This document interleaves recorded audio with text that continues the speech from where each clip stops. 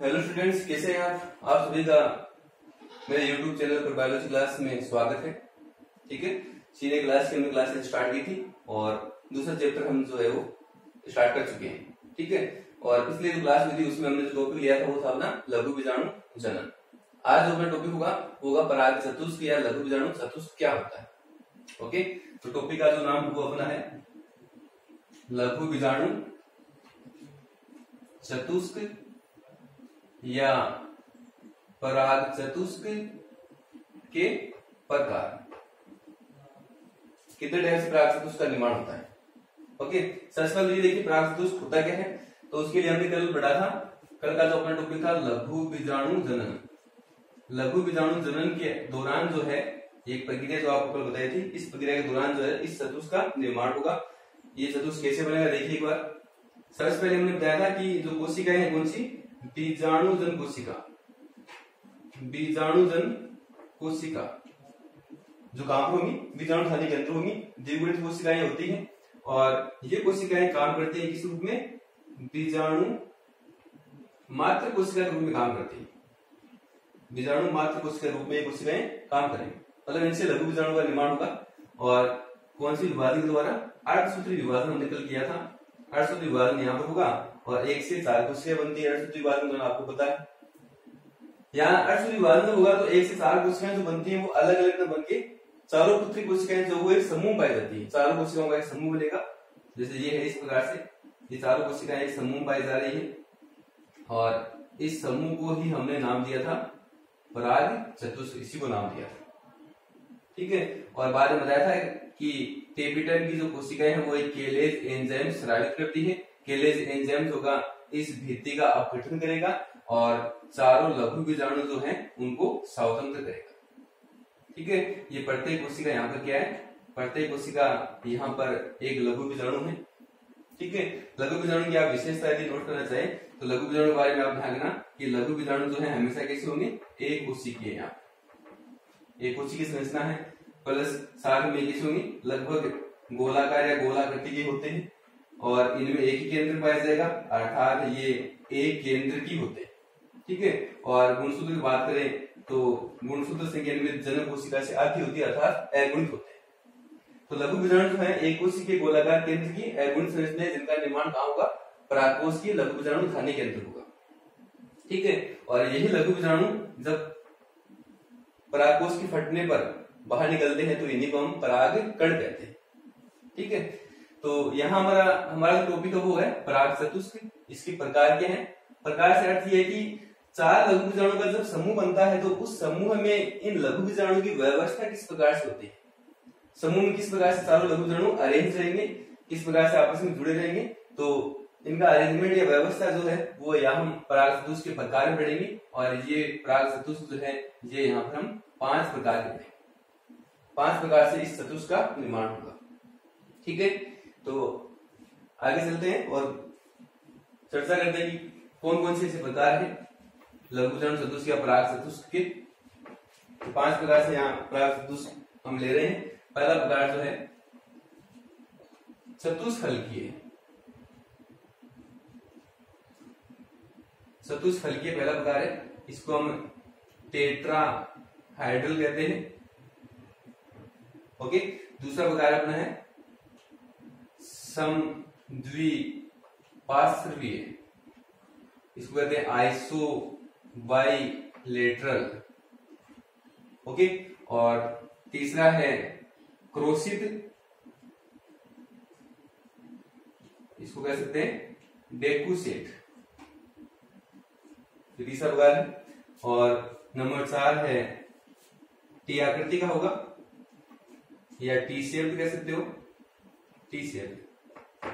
5 प्रकार है रेखीय या लीनियर। ओके, ये 5 प्रकार से।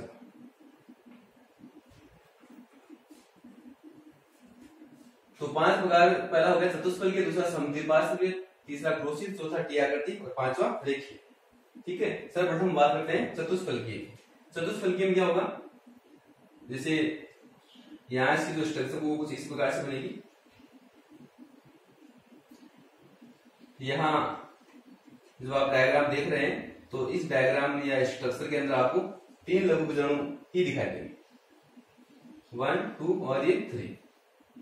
जब आप लघु बीजाणु चतुष्क देखते हैं चतुष्फलकीय प्रकार का, तो आपको 3 लघु बीजाणु ही दिखाई देंगे। चौथा जो लघु बीजाणु होगा वो इन 3 के पीछे होगा। यहाँ आपको 3 दिख रहे हैं, चौथा जो होगा इनके पीछे होगा। ठीक है, ये स्ट्रक्चर होगी चतुष्फलकीय। और ये लगभग होता है अपने जो द्विबीजपत्री पादप है उनमें पाया जाए। अधिकांश द्विबीजपत्री पादपों में चतुष्फलकीय प्रकार का पराग चतुष्क पाया जाता है। ओके, चलिए दूसरा लेते हैं समद्विपार्श्वी। तो समद्विपार्श्वी में कुछ इस प्रकार से होगा, जैसे कि हम पीछे डायग्राम बनाते हैं, ये होता है समद्विपार्श्वी। इस स्ट्रक्चर में इस चतुष्क के अंदर आपको चारों लघु बीजाणु सामने दिखाई देंगे। ठीक है, या यूं कहें कि चारों लघु बीजाणु जो है वो एक ही तल में पाए जाते हैं। और इस प्रकार का चतुष्क पाया जाएगा। अधिकांश जो एक बीजपत्री पादप होते हैं, एक बीजपत्री पादपों के अंदर समद्विपार्श्वी पराग चतुष्क पाया जाएगा। ठीक है, तीसरा जो हम प्रकार लेते हैं वो है क्रोसिड या डेफुसेट। ये इन दो से थोड़ा अलग है। यहाँ बात जैसे कि बात करते हैं, 4 लघु बीजाणु हम लेके चल रहे हैं चतुष्क के अंदर, तो 4 जो लघु बीजाणु जो होंगे वो 2 समूह पाए जाएंगे। 2 समूह का अर्थ है कि 2 युग्म के अंदर आप कह सकते हो, एक युग्म के अंदर 2 होते हैं, तो 2 युग्म यहाँ पर लघु बीजाणु पाए जाएंगे। ओके, और दोनों युग्म के जो लघु बीजाणु हैं वो आपस में लंबवत होते हैं। आपस में कैसे होंगे? लंबवत। लंबवत में आप यदि आप इसका स्ट्रक्चर देखते हो तो इसकी जो स्ट्रक्चर वो कुछ इस प्रकार से आपको दिखाई देगा।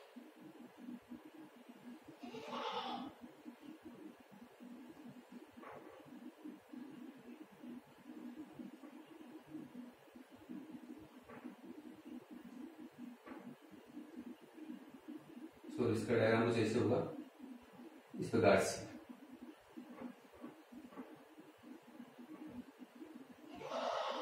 इस प्रकार से ही होगा स्ट्रक्चर। ठीक है, अब देखिए आपको यहाँ इस स्ट्रक्चर के अंदर 3 लघु बीजाणु दिख रहे हैं। यहाँ पर 3 लघु बीजाणु ही आपको दिखाई देंगे। 3 लघु बीजाणु इस प्रकार दिखाई देते हैं क्योंकि मैंने बताया कि 4 लघु बीजाणु होंगे वो 2 युग्म पाए जाएंगे।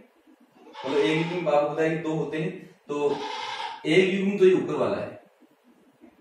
ठीक है, ये ऊपर वाले जो 2 हैं वो एक युग्म है। नीचे जो आपको एक ही लघु बीजाणु दिख रहा है, और मैंने बताया कि दोनों युग्म जो होते हैं वो एक दूसरे के लंबवत होते हैं, समकोण पर पाए जाते हैं। ठीक है, तो इस स्थिति में आपको 3 लघु बीजाणु ही दिखाई देंगे। इस डायग्राम को आप कुछ इस प्रकार से समझ सकते हैं, जैसे मेरे फिंगर से आप नोट कीजिए, जैसे ये 2 फिंगर हैं। ठीक है, और ये इस स्थिति में आपको 2 ही दिखाई दे रही है। अंगुलियों के 2 टिप आपको दिखाई दे रहे हैं। ओके, तो मान लीजिए ये अंगुलियां नहीं है, 2 लघु बीजाणु हैं, तो लघु बीजाणु यहाँ आपको सामने दिखाई दे रहे हैं, 2 ही दिखाई दे रहे हैं। वो ऊपर वाले जो हैं वो ये हैं, दोनों अंगुलियां जो हैं वो ऊपर वाले लघु बीजाणु को प्रस्तुत कर रही है। ठीक है, तो आपको 2 लघु बीजाणु दिखाई दे रहे हैं, अर्थात ये ऊपर वाला युग्म हो गया। एक युग्म जो होगा लघु बीजाणु वो नीचे होगा और वो इस युग्म के लंबवत या समकोण पर होगा। तो ये दूसरी अंगुलियां मैं काम ले रहा हूं, ये इस प्रकार से होगा। दूसरा युग्म है तो ये इसके समकोण पर होगा, इस प्रकार से होकर ये समकोण पर होगा। तो ये इस प्रकार से देखिए आप, अब आपको यहाँ पर 3 लघु बीजाणु ही दिखाई देंगे। 3 कौन से? 2 तो ये दिख रहे हैं, और तीसरा जो आपको इस अंगुली ये जो है, ये तीसरा ये दिख रहा है आपको। चौथा जो वो पीछे है, चौथा जो लघु बीजाणु होगा वो इसके पीछे होगा। तो कहने का अर्थ है कि यहाँ इसमें 2 युग्म के अंदर लघु बीजाणु पाए जाएंगे और दोनों युग्म जो है वो आपस में समकोण पाए जाएंगे। ठीक है, एक इस प्रकार से होगा तो दूसरा युग्म इसके समकोण पाया जाएगा। तो 2 तो आपको ये दिखाई देंगे और तीसरा जो है वो ये दिखाई देगा, ये पीछे वाला लघु बीजाणु आपको दिखाई नहीं देगा। तो इस प्रकार से इसके स्ट्रक्चर। ठीक है, इसका हम एग्जाम्पल लेते हैं। इसका एग्जाम्पल है, एक प्लांट का नाम है मैग्नोलिया। मैग्नोलिया जो प्लांट है उसके अंदर इस प्रकार के जो पराग चतुष्क वो पाए जाएंगे। ठीक है, यहाँ पर आपको 3 लघु बीजाणु ही दिखाई देंगे। एक जो होगा चौथा वो इसके पीछे की तरफ पाया जाएगा। ठीक है, चलिए अगर उदाहरण देते हैं टी शेप या टी आकृति का, इसमें क्या होगा? यहाँ पर देखिए, यहाँ पर भी लघु बीजाणु जो है वो युग्म के रूप में पाए जाएंगे, 2 के समूह में होंगे। और उनका अरेंजमेंट कैसे होगा? 2 लघु बीजाणु जो हैं वो यहाँ पर अनुप्रस्थ रहेंगे और 2 लघु बीजाणु जो होंगे वो लंबवत रहेंगे। 2 लघु बीजाणु अनुप्रस्थ और 2 लघु बीजाणु लंबवत। कैसे? डायग्राम इसका ऐसे होगा,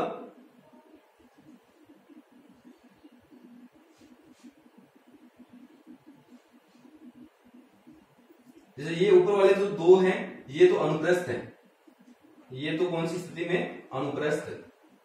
और ये जो दो नीचे वाले जो हैं ये 2 हैं यहाँ पर लंबवत, ये लंबवत स्थिति बताते हैं। ठीक है, इनको भी आप इसे समझ सकते हैं। जैसे ये ऊपर वाले जो 2 हैं, जैसे मेरी अंगुलियां हैं, अंगुली ये जो स्थिति है वो लंबवत है और ये जो स्थिति है वो अनुप्रस्थ है। ठीक है, तो ऊपर वाले जो 2 मैंने बताया वो कैसे अनुप्रस्थ है, तो ये स्थिति जो हो गई अनुप्रस्थ। ओके, 2 लघु बीजाणु आपको अनुप्रस्थ दिखाई देंगे लेफ्ट टू राइट क्षैतिज अवस्था में, और 2 लघु बीजाणु होंगे वो लंबवत होंगे इस स्थिति में।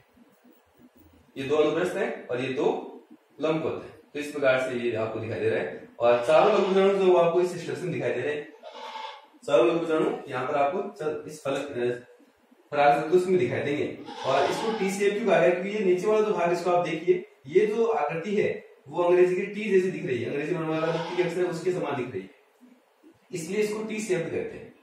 ठीक है, तो ऊपर वाले 2 मैंने बताए अनुप्रस्थ और 2 बताए नीचे लंबवत। इसका एग्जांपल ये एरिस्टोलोकिया के अंदर पाया जाता है, एरिस्टोलोकिया प्लांट के अंदर पाया जाता है।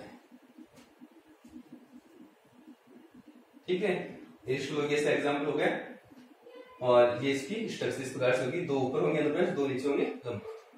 ठीक है, चलिए नेक्स्ट में बात करते हैं। 5वां प्रकार अपना है लघु बीजाणु चतुष्क या पराग चतुष्क का। देखिए, तो देखिए हम एक लाइन के अंदर पाए जाएंगे, सीधा सिंपल सब चीज है। तो यहाँ लघु बीजाणु 4 है, ये लघु बीजाणु चारों इस प्रकार से दिखाई देगा। चारों लघु बीजाणु तो आपको एक लाइन में रेखा के अंदर दिखाई देंगे, इसलिए इसको रेखी करते हैं। और इसका एग्जाम्पल है, प्लांट का नेम है हेलोफिला। हेलोफिला जो प्लांट है उसके अंदर देखिए ये लीनियर पराग चतुष्क पाया जाएगा। ये 5 प्रकार अपने चतुष्क हो गए। फिर से देख लीजिए, चतुष्फलकीय जो होगा उसमें आपको 3 दिखाई दे रहे हैं, एक पीछे होगा, द्विबीजपत्री पार्क में पाया जाएगा, समद्विपार्श्व में सभी लघु बीजाणु एक ही तल में पाए जाएंगे, चारों लघु बीजाणु आपको दिखाई दे रहे हैं, और ये एक बीजपत्री पार्क में पाया जाएगा। तीसरा क्रोसिड है, जिसमें लघु बीजाणु जो है 4 वो 2 युग्म में पाए जाएंगे। और ठीक है, ऊपर वाला जो युग्म है वो ऊपर आपको 2 लघु बीजाणु दिखा रहा है। ठीक है, मतलब दोनों युग्म जो है आपको संपूर्ण पर दिखाई देंगे, तो टोटल जो है 3 ही आपको दिखाई देंगे। चौथा जो होगा इसके पीछे की तरफ पाया जाएगा। इसका एग्जाम्पल हो गया मैग्नोलिया। चौथा जो प्रकार है टी आकृति, टी शेप्ड, इसमें 2 अनुप्रस्थ होंगे और 2 लंबवत होंगे, टी जैसी आकृति बनेगी। एरिस्टोलोकिया ऐसे एग्जाम्पल है। 5वां रेखीय, इसका एग्जाम्पल हेलोफिला है, और ये चारों एक ही लाइन में दिखाई देंगे, चारों लघु बीजाणु आपको दिखाई देंगे। ठीक है, ये अपना पराग चतुष्क के प्रकार जो है वो यहाँ पर कंप्लीट होता है। ठीक है, ऐसा आपको समझ में आएगा। यदि आपको कुछ समस्या है तो आप वापस से इसको कमेंट के द्वारा पूछ सकते हैं। ये अपने चतुष्क के प्रकार कंप्लीट हो गए। यहाँ कुछ महत्वपूर्ण तथ्य हैं जो परागकण के बारे में, परागकण से संबंधित है, कुछ तथ्य की हम बात करते हैं। महत्वपूर्ण तथ्य, जैसे पहला हम बात करते हैं पराग पिंड या पोलिनियम। ये क्या होता है? पराग पिंड या पोलिनियम, ये क्या होगा? देखिए, एक पादप कुल है एस्क्लिपिडिएसी, एस्क्लिपिडिएसी कुल है।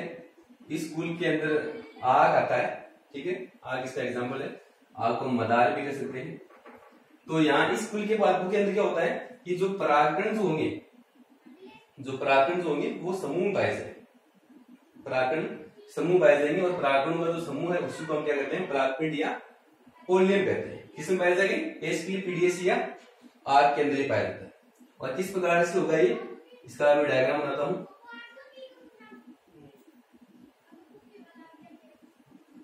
इस प्रकार से परागकण जो होंगे वो समूह में पाए जाएंगे। ये 2 ग्रुप हो गए, और ये जो स्ट्रक्चर जो दिख रही है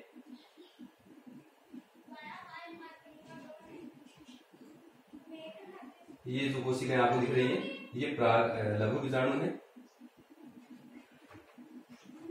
ठीक है, और लघु बीजाणु को हम क्या कहते हैं? परागकण कहते हैं। तो परागकण जो होंगे यहाँ कैसे होंगे? समूह के अंदर पाए जाते हैं। ठीक है, ये एग्जाम्पल क्या होगा इसका आर। तो परागकण या लघु बीजाणु का समूह पाया जाने क्या परागकण या परागपिंड या कोलिनियम कहलाए। ठीक है, एग्जाम्पल आपको याद है आर या एस के लिए पीटीसी गुण के पादप के अंदर इस प्रकार से परागकण मिलता है। ठीक है, तो परागकणों का समूह पाया जाना क्या है परागपिंड है। ये जो स्ट्रक्चर है उसको आप परागपिंड कह सकते हैं।